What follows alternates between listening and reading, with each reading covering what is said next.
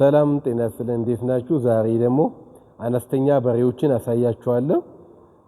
እነዚህ በሬዎች የገቡት ኦልሞስት ጥቅምት 12 ነው የገቡት። ስለዚህ እስቲ የበሬዎችን ላሳያችሁ ሞክራለሁ። እነዚህ በሬዎች የገቡት ጥቅምት 12 ነው ያስገባናቸው። ትንሽ አነስተኛ ናቸው ሲገቡ። አንዱ በሬ በ80,000 ሂሳብ ነው የገባው። አቨሬጅ ትሰራላችሁ ግን 85 የገባ አለ 60 ቤት የገባ አለ ግን አቨሬጅ ሲሰራ በሬዎቹ የገቡት በ80,000 ነው የገቡት። ዛሬ ደግሞ ለገና ባል ኦልሞስት 2 ሳምንትም ወዲህ ነው አንድ 7 ቀን ይቀርዋል ወይ 8 ቀን አካባቢ ይቀርዋል። ስለዚህ አሁን ዋጋቸውን እነግራችኋለሁ።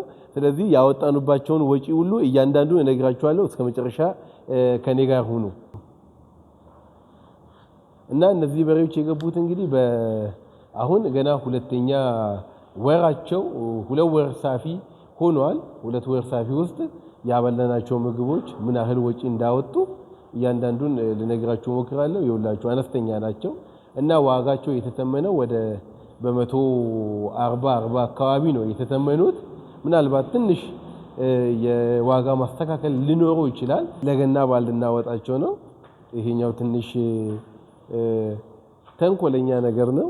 ስለዚህ በእያንዳንዱ ያወጣነው ወጪ ኦልሞስት ወደ 20,000 ብር አካባቢ ወጥቷል። ስለዚህ ዞሮ ከነ ወጪያቸው 100 አካባቢ ወጥቶባቸዋል። ስለዚህ 100 ከወጣባቸው ሚኒመም በቃ ብዙም አናተርፍም ከተባለ 120 ብንሸጣቸው ራሱ በዚህ በ8ቱ ላይ ኦልሞስት 160,000 ብር ይገኛል ማለት ነው። በስንት ጊዜ? በ2 ወር ጊዜ ማለት ነው። በጣም ከለራቸው ራሱ ይውላችሁ ወዛቸው ራሱ ምን ያህል እንደመጡ ይውላችሁ። ስለዚህ እነዚህ ማክሲመም እስከ 140,000 ሚኒመም እስከ 120,000 እዛ አካባቢ ናቸው። ስለዚህ ምናልባት በሬዎች ያለ ግምቱን ማውጣት ትችላላችሁ። ምናልባት ካሜራ ሩቅ ሆኖ በደንብ ላሳይ ይችላል። እስቲ ከኋላ ላሳያችሁ ሞክራለሁ።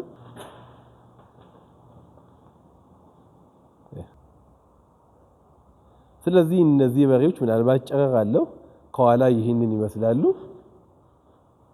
ምናልባት ይውላችሁ ምናልባት ቤቱ ጨረር ስላለው በደንብ ላሳይላችሁ ይችላል። እስቲ እንደዚህ ልሞክርላችሁ። ትንሽ ያጠራጠር ይላሉ ግን ስጋ ይዟል። ስጋ ያዙ ናቸው። ሻኛዋ